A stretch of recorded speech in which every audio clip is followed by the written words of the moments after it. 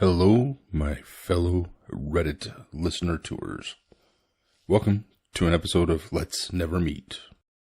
My Life 360 app saved me from an intruder. For some background, there's an app called Life 360 where you can add your friends and family on, and essentially you can see each other's current and past locations. You can set alerts to be notified when someone comes home or leaves, arrives at work, etc. It's really good and I recommend it to everyone. You can never be too safe nowadays. 2 months ago, I was at home waiting for my boyfriend to get home. I got an alert at around 6 p.m. letting me know he has left work. It usually took him around 45 minutes to get home. I got up from the sofa and headed upstairs to run myself a bath. It took about 10 minutes for my bath to be ready. As it was cooling, I was doing other things when I heard a thud downstairs, and through the closed bathroom door assumed that it was the front door. I shouted something along the lines of, "I'm taking a bath." I heard him walk along our very creaky floorboards and assumed he was in the kitchen, grabbing some dinner.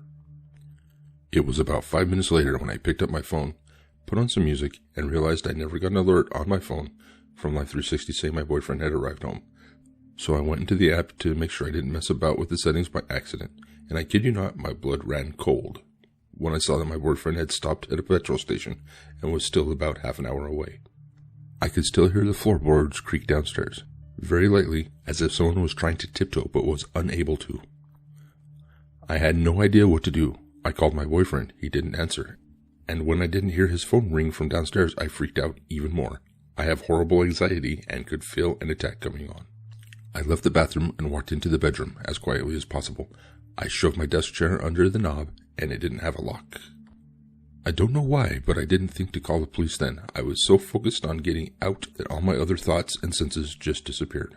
I say this lightly now, but this was not the case in the moment. I proceeded to basically Mission Impossible it out of my room. We had a shed under the window large enough for me to safely get on top of, and then jump off of it and into the garden. The only issue was that I had to make my way down to the garden alley, where I would have to walk past the large window and door where he would be able to see me very clearly. I was so scared, I kept taking peeks into the window and couldn't see anyone. I felt more confident to run past and took one last peek, and he was there, looking right at me, not even a foot from the window.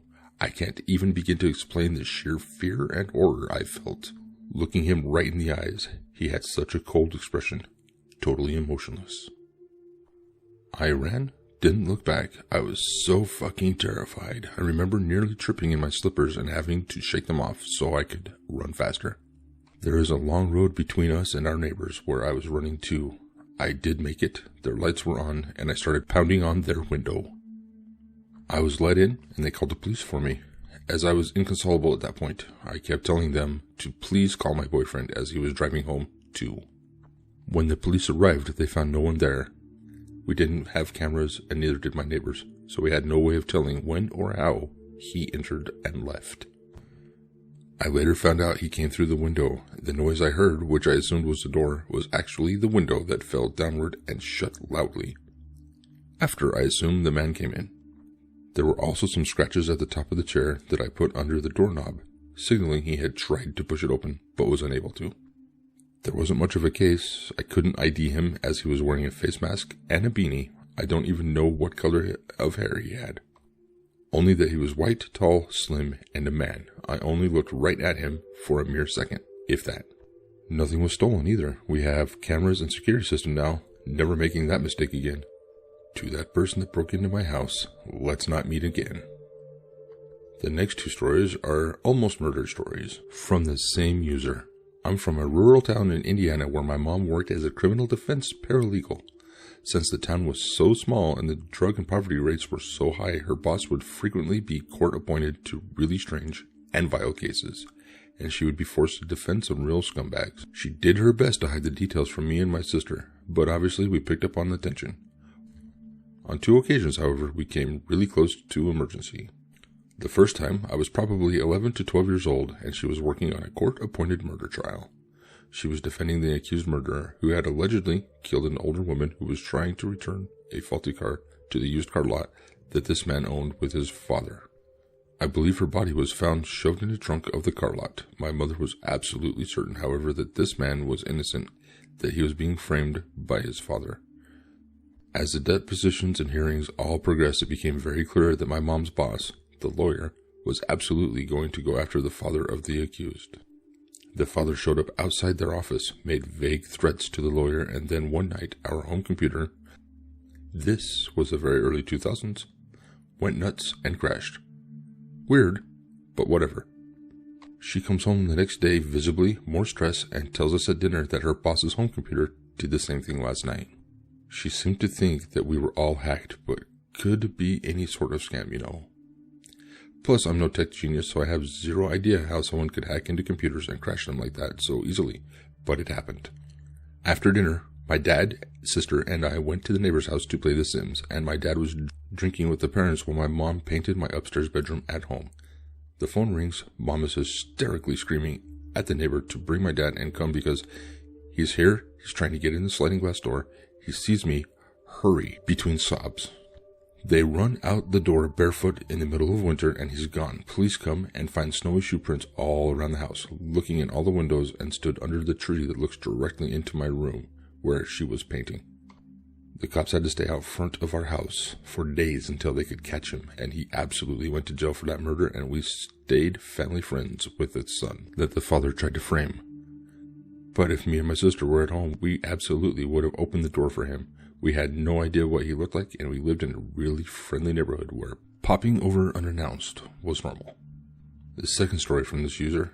At this point, I'm 15 or 16 years old, and at this time, my mom had defended a drunk driver who killed a young woman 10 years prior. The man pleaded guilty, felt absolutely horrible, turned his life around, and even went traveling to different high schools speaking about the dangers of driving drunk. He wrote books, attended AA meetings in prison, went to university in prison, etc. By all accounts, he had paid his debt to society and was to be released in a week or so.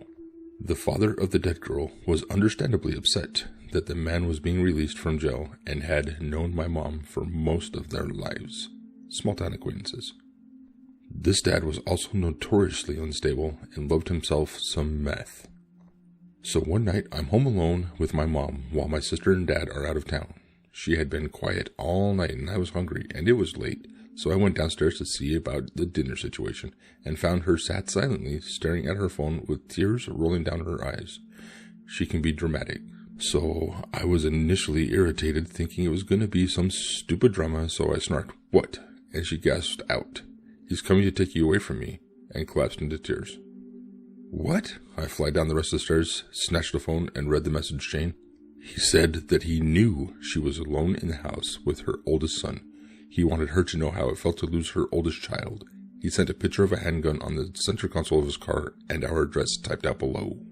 The messages had been sent over the last 20 minutes, and this realization hit me in the stomach so hard I almost vomited. He was on his way to kill me. How far away could he be? Why is she just sitting there? I was livid with her and started screaming to call the police as I locked the doors, drew all the curtains in our huge picture windows, and she just continued to sit there frozen, muttering he wanted to kill me. He knows where we are. Likely she was totally disassociated or in shock, so I dragged her up to my room and we called the police, who arrived and posted up at the entrance to our neighborhood. Not 5 minutes later, this MNFer turns the corner into our neighborhood and they caught him with the gun. They sent him to some mental facility and rehab, and I never heard anything about him again. I know she was frozen, but if I hadn't come down the stairs at that exact moment, I could have been dead, and I honestly never fully trusted her or anyone to react to a crisis since then. To these two people, I never want to meet. Our next story. I'm confident I would have become a missing persons case. I apologize in advance since I'm not a good writer, but I'll do my best to share my experience. To better paint the picture, here's a description of myself at the time of this incident, 3 years ago. I'm 5'5", 26-year-old woman, medium-length bleach blonde hair, curvy 175 pounds, wearing black high-waisted tights and a pink crop top. 3 years ago, I was walking home late at night from my friend's house. It was dark, and at the time I lived in a rough part of a large city. I've had many sketchy situations that I've gotten myself out of, so I guess I felt sort of invincible, like nothing truly could happen to me. When I walk alone, I always stay very alert and am aware of my surroundings for my own safety, just in case. About halfway home and roughly 10 minutes to my apartment, I noticed a van started tailing me. I was used to this since my city, it's very common for a young woman in a rough area to get propositioned for sex. It's embarrassing how desensitizing this is, and I was. I did my usual and crossed the road so that I wouldn't be walking beside the traffic heading in the other direction. I wasn't scared, just annoyed. The van turned down the side street and then back onto the road I was on and pulled up to me. At this point, I still wasn't scared. Again, this has happened so many times, and it never mattered if I was wearing something that showed more skin or if I was wearing winter coat zipped from just below my chin all the way down to my ankles. The area is notorious for that type of activity. I decided to be firm and told the person sternly, I'm not interested. I noticed there were 2 men in the van. They looked almost identical and may have been twins or brothers. Both men had very, very dark complexion, dark eyes, and short, dark hair. The van didn't move. I was super annoyed and crossed the road again to get away. At this point, I figured this would be enough for them to stop following me. They didn't. They kept circling back every time I crossed the road. I've never had to put that much effort into getting a horny pervert to leave me alone. So this is when I started feeling unsafe. They zipped by me at the speed that traffic was flowing at, and I yelled at them to F off. I thought it finally worked.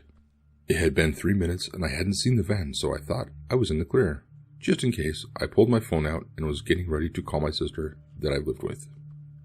Just then, the van pulled up to me very quickly, and before I could even blink, one of the men jumped out of the van, opened the back, and approached me quickly in an aggressive manner, as if he was about to scoop me up and throw me in the vehicle. The traffic in that area is very inconsistent. It was dead, and I imagine that is what they were waiting for. Just as the man was about to place his hands on me, I tilted my phone and said, "You are being filmed in my live video chat." I gave my friends your license plate number, and the police have been notified. I was so scared, but I didn't let that show. I stayed as calm as I could. The man paused like he was considering if I was bluffing or telling the truth. So I tilted the phone, more as if to give the fake audience a better look at him. He then jumped into the van and they sped off. I have never been the same since that night. I'm afraid of walking alone now in the daytime. Stay safe out there. To the 2 creeps in a van, let's never meet. I hope karma finds both of you soon. I definitely don't want to meet any of these people. I hope you enjoyed this episode. Please smash the like button and subscribe for more Reddit stories.